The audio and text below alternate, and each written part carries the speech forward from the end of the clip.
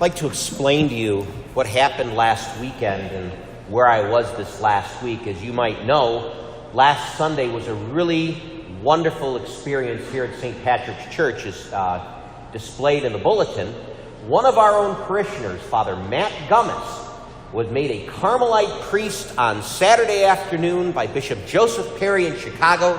And the following day, here at St. Patrick's, surrounded by about 50 Carmelites, 13 priests, 3 deacons, Father Matt Gummis celebrated his first Mass here as a Catholic priest. And it was a wonderful experience. Anytime that we can promote vocations, anytime that we can support people in our community to become priests and religious, it's a wonderful opportunity for us to do it. And we are blessed that people like Matt Gummis and Grace Henneberry and Raphael Peregrine and so on, Father Jay Comerford have come from our ranks to serve the people of our community in whatever vocation God has set forth with them.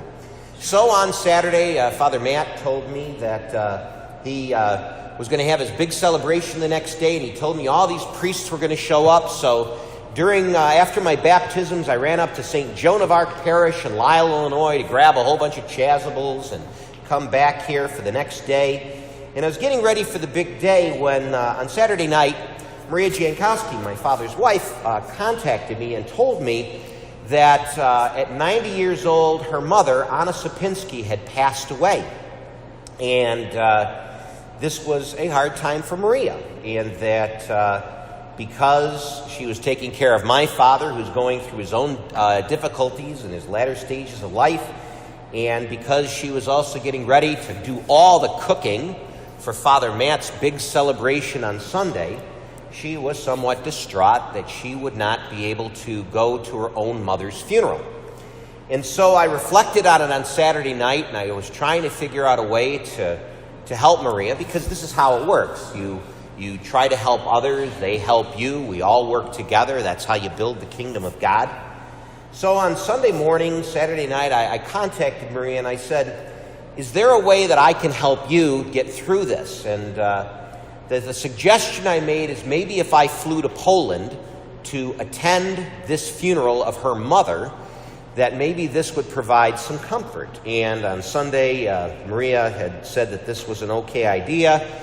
And we made it work so that on Sunday night, after all the festivities were over at 9:30 at night, I flew from Chicago to Krakow to Warsaw to Poznan, and the family picked me up in Poznan and drove me to Borek Wielkopolski, where I celebrated a Mass on Tuesday morning in Polish for Anna Sapinski over in Poland.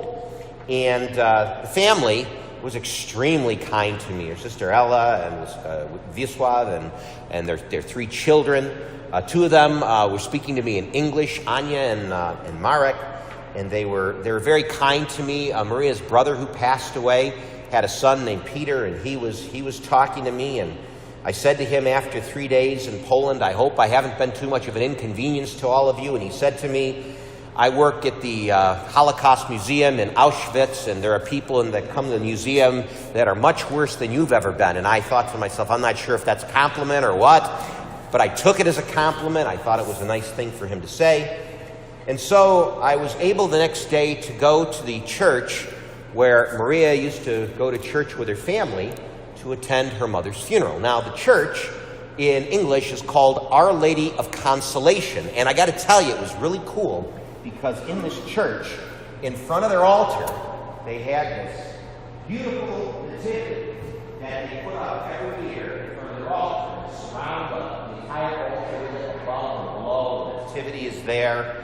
And when I walked into the church in preparation of the funeral, they do the funeral services somewhat differently in Poland than we would do them here in the United States. One of the nice things they do in Poland is a half hour before the liturgy, they pray the rosary in Polish together. And as they did that, Marek was nice enough to take me into the sacristy to introduce me to the Polish priest, the pastor, who was celebrating the Mass, and he was extremely kind to me. He asked me if I wanted to do anything, and I said, no, I am essentially here to represent Maria and her family here in Poland, and I'm very happy just to be here. Please do not consider me an obstacle to what you're doing. And it was beautiful. This church, I found out, I looked it up, This church was built in 1635 by an Italian architect. It took 20 years to build. And there was a Swedish invasion of Poland from, I guess, 1655 to 1660, 1670. And there was the construction was stalled. But finally, in 1657, the church was dedicated. It's one of those old, gorgeous, beautiful churches that had gone through a lot of struggles, especially in World War II, when many of their trappings inside the church were destroyed during the war. But they had that beautiful picture of Our Lady of Consolation that they were able to preserve. The only thing about that church, I will never, ever complain about heat in our church again. You've all been, or many of you have been there. That church has no heating system at all, and it was 20 degrees inside the church when we celebrated that Mass. It was the first time in my priesthood that I actually wore all my coats under my vestments in order to stay warm in church. In fact, the pastor on his chair had a heated cushion so he could stay warm, and I guess all the parishioners do the same thing. So anyone who ever complains about no heat in the church, go to a church in Poland that has no heat and you'll see what it's like. We had this Mass, and what I did is I ended up taking a few pictures at the Mass, and I ended up taking pictures over at the cemetery, gorgeous old cemetery, and the pastor was extremely kind to me. Gave me a photo book of their parish from 2017. He was extremely accommodating. The family was way out of their league kind to me, and they were so giving. And you know, we hadn't met for 7 years. It's been 15 years ago. I was actually in Poland to celebrate their mother's 75th birthday. I was celebrating Mass, and the priest at the time was behind me laughing at my bad Polish as I was trying to celebrate Mass. The family was extremely accommodating to me. On that night after the funeral, they brought me to the house and they wanted to treat me to American pizza. And they said, "What would you like on your American pizza?" And I said, "Whatever you want is fine." That's the first time in my life I've ever eaten a pickle pizza with ketchup on top. Very exciting to eat a pickled pizza with ketchup on top. And you know, I sat there, and on Wednesday when I drove back, because of all the things that I had to do here, by the way, we have a funeral tomorrow Monday for a woman named Ann Quigley. We have a funeral on Tuesday for Richard Thacker, the brother of Susan Thacker, who used to be the housekeeper here at St. Patrick's. A lot of things going on when I came back. I looked at this family, and this family who didn't know me that well, we hadn't really exchanged conversations much in life. They were doing this for Maria. They were doing this for the family because as the mother, and I thought about this, as the mother taught the daughters and the son how to give this love, you have one daughter who lives in Poland that dedicated her life giving back to her mother and taking care of her mother for all the years that the mother took care of her. And then you have the other daughter who's dedicating her life taking care of a husband for 25 years in his stage of life, dedicating her life. You know, in the book of Deuteronomy, there's a word. If I could summarize Deuteronomy in one word, it's used over 40 times in that book, and it's the word heart. That if you're gonna follow God, you have to have a good heart. In the Gospel of Mark, on which we focus this year, we realize that practically the only people that get that Jesus is the Messiah is the people who are possessed by devils, because people are possessed by demons. But the apostles just didn't get it. And we, on the outside, reading this text, the theme that we're trying on which to focus is if we've got a good heart, if we recognize the good spirit that exists among us, that we understand that Christ is among us, then we're willing to extend ourselves to do what's good for other people. I did not know Anna Sapinski at all, but I do know what was in the hearts of her children and her grandchildren. And they were very kind, and they were very loving. And that's happened so many times with so many families that I've encountered in this parish. And so I thought it might be a good thing to give back to Maria and give back to this community, because Maria has done so much for us. And you know this. All the meals that she's cooked, all the things that she's done. she'll probably yell at me because she does this to me a lot. But, a lot of these times Maria does this and she doesn't look for anything in return. She's not looking for us to repay her for anything or do anything for her on a lot of occasions. And she does this because she cares. In fact, in this particular Mass, she insisted that following today's Mass, she wanted to offer a reception in the Columba room for anyone who would like to stay, a little meal that she's willing to provide for us, because that's what she does. And I believe that when a mother teaches their children how to do well, then the children make a difference in the world. That mother in that picture took care of that child. She made a difference so that he could do something great in the world. And so the least that we can do is to do something kind for Maria. So I had asked Father Julian from over at St. Mary Nativity to come here to offer a few words in Polish in thanksgiving to both Maria and her family. I've recorded this homily so I can send it back to the family in Poland. And Father Julian brought one of the Polish cantors from over at Holy Cross Church so he could sing a couple songs in Polish for us at today's Mass. I'd like to thank everyone who has come here today to support Maria and the family, to remind us that even though we may be separated by a big pond, we are all brothers and sisters in spirit, and we're very thankful for all the gifts, for all the people who have made this community what it is. May we continue to do this as we share this love with the people that we meet. Father Julian.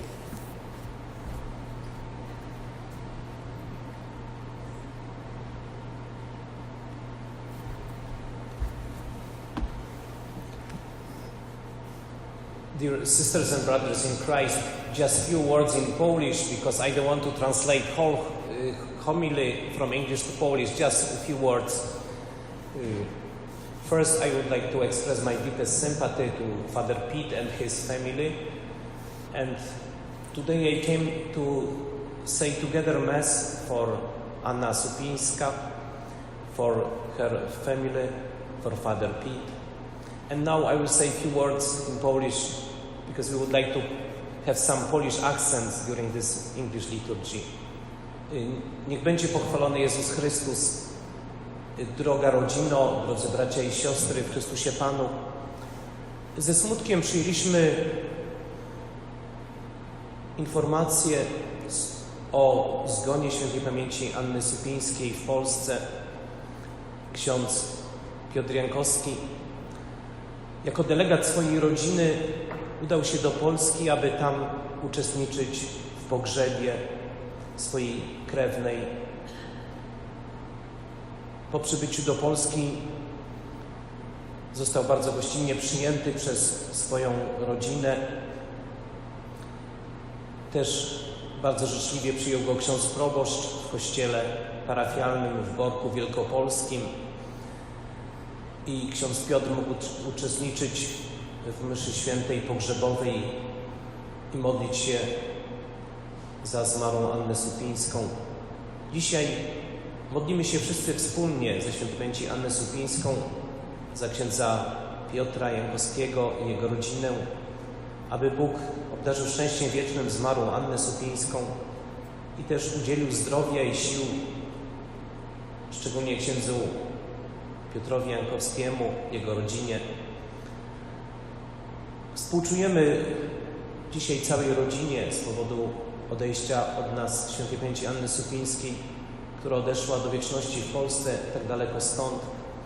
I pragniemy łączyć się w modlitwie z rodziną i wspólnie modlić się, aby dobry Bóg obdarzył ją szczęściem wiecznym w niebie. Amen.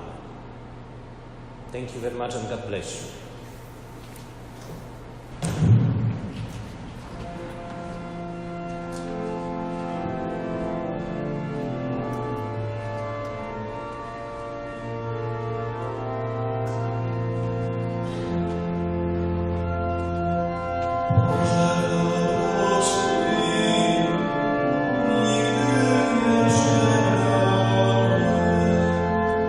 Żadnym